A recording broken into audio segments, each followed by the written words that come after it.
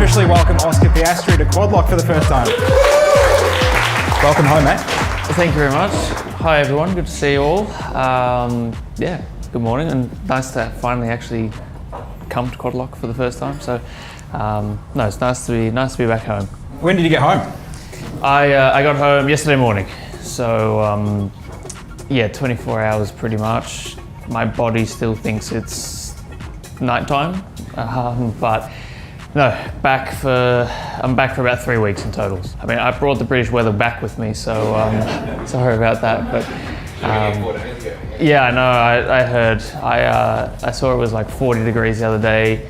Checked the weather and then saw it's going to be 16 for Christmas. So yeah, thanks Melbourne. But no, it's nice to be back. Since Abu Dhabi was 2 weeks ago now, like you've had a whirlwind trip. Seen on social media, you've been like literally around the world.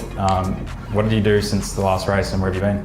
Where haven't I been? It's probably the better question. I've been a few marketing bits and pieces with McLaren, the McLaren Christmas party as well. So back to the UK for a few days. Went to Uzbekistan for all of about 12 hours for the FIA Awards. Yeah, been in the UK for a few days, spending some time with Lily, my girlfriend, and her family. And then, yeah, obviously came back yesterday. So it's been a busy 2 weeks since the season ended. I think everyone kind of thinks that once the season ends or the last race happens that everyone just goes home. But we had some tyre testing on Tuesday after the race, which is next year's tyres. And yeah, then some marketing activities. All right, so we'll jump into the season. Like, insane season for you, mate. Like, just talking to you on the way up then, yeah, you didn't get the result that you wanted in the end, but like certainly in your third season of Formula One, it was incredible. Yeah, I mean, I think ultimately to be a little bit disappointed with finishing third is a pretty good place to be in. You know, I probably don't need to describe the season. No, you don't. I'm sure we all watched, but yeah, obviously some ups and downs. I think you know, when you look back on it, a lot of the weekends were pretty phenomenal, and it was a great season. Obviously, some moments that I wish could have had again, but yeah, I think on the whole, you know, the step I took from 2024 into 2025 was probably bigger than I and quite a lot of people expected. So that was a really cool thing to make that progress and kind of enter race weekends. I think this was the first year where I could enter every race weekend going, I know if I do a good enough job and kind of get close to my potential that I can win every weekend. Whereas the last couple of years there's been moments where I've felt like that, but there's always been kind of that, you know, what do I need to learn next, or what do I need to improve on next, and that's still, you know, something that you do, always trying to improve and evolve. But to be at a level this year where I could enter most weekends going, if I do what I know I'm capable of, I can win, that's a pretty cool place to be. So hopefully we can continue that into next year. Got a lot of new challenges with the new cars next year. A lot of challenges that I probably haven't fully got my head around yet, but or I don't think anyone has. So yeah, looking forward to a bit of time off and then going again. So you spoke about the challenges. What sort of challenges are you talking about? Like stuff that you guys are seeing in development of the new car, because the regulations are changing next year for those that don't know that. Yeah. And they're quite a big step, right, from where the cars are this year. Yeah, it's a pretty big change from what we've had with the cars we raced this year from a kind of aerodynamic point of view, but the biggest change is going to be the engines. So we've had the same engines in F1 for the last 11 seasons, and next year the engines are changing, a lot more electrical power, similar combustion engine, but some kind of new challenges. Some might call them problems, but we'll call them challenges that comes with. So there's going to be, you know, a lot of new things that we have to try and learn. You know, managing the battery level is going to be a really important thing, which, you know, was kind of a thing to an extent with the current engines we've got. But next year it's you know, I think the electrical power you have is 3 times more. The amount of deployment, you know, how quickly you can spend that is much different. So there's going to be a lot of challenges related to that, and also, these engines haven't been, the engines we had in 2025 haven't been developed at all for the last 3 years by regulation. So next year, everything's open again, and there's going to be, development of the car and trying to make it quicker, development of the engines. So we'll be kind of in contact with Mercedes a lot on the engine side, trying to make all their engines quicker. So there's going to be a lot of stuff, which for me, I've kind of seen the evolution of the car over the last 3 years, but this is, obviously my first regulation reset, which is going to be a pretty big challenge. Yeah, I think we're probably a few of us here, F1 fans, and reading the news, seems like Mercedes might have leapfrogged the other manufacturers at this stage. That seems to be the rumour mill, but if that's the case, it's fantastic for you guys being a Mercedes engine plant.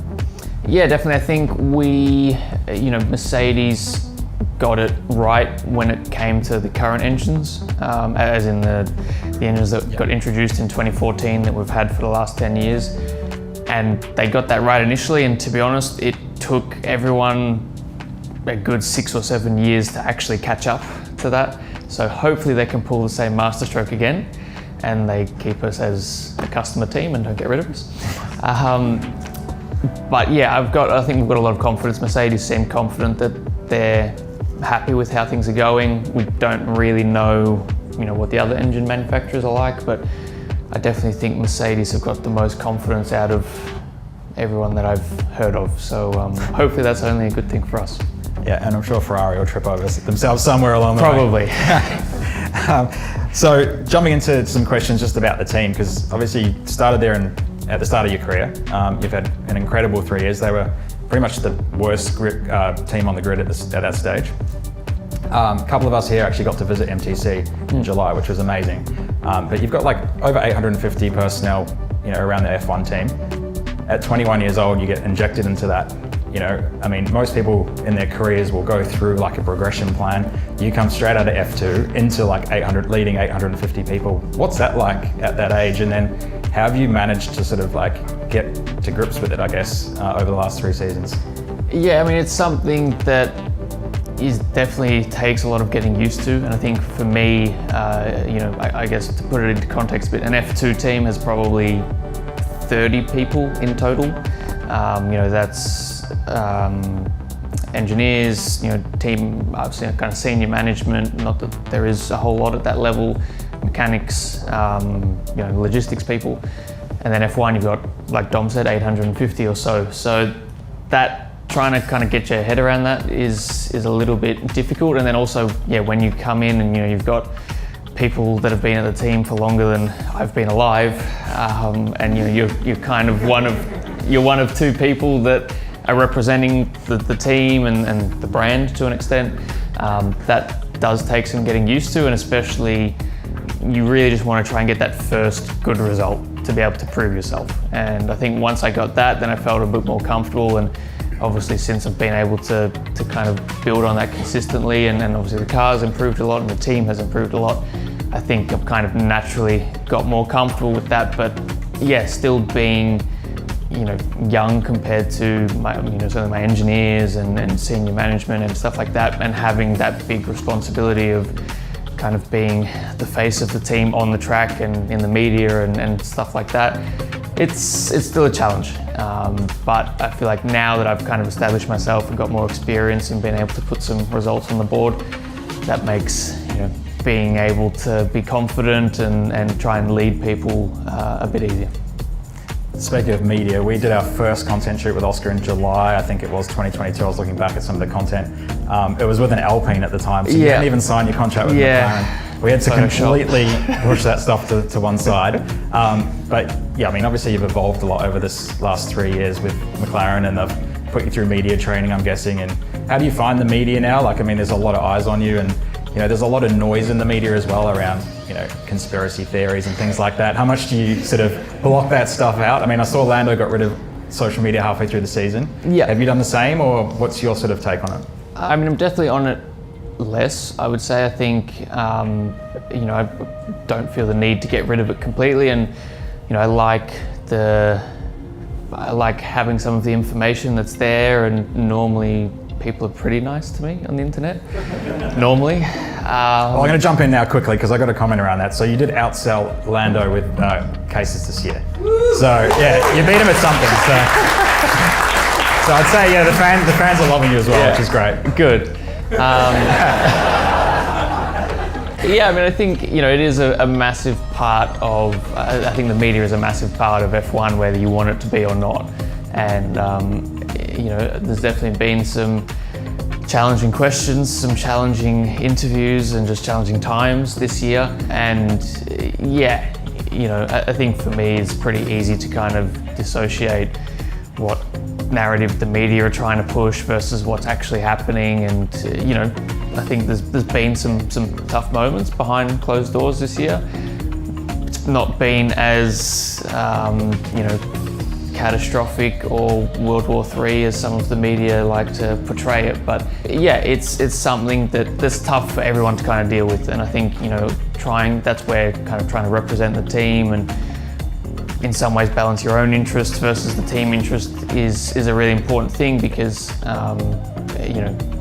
a lot of those tough conversations you want to stay private, and that's kind of between the team and myself or whoever it might be. And yeah, trying to protect the team and the brand around me, because ultimately if the team's in a good place, that helps me be in a good place. So yeah, there's a lot of challenges from a lot of different angles, but that's definitely one of them.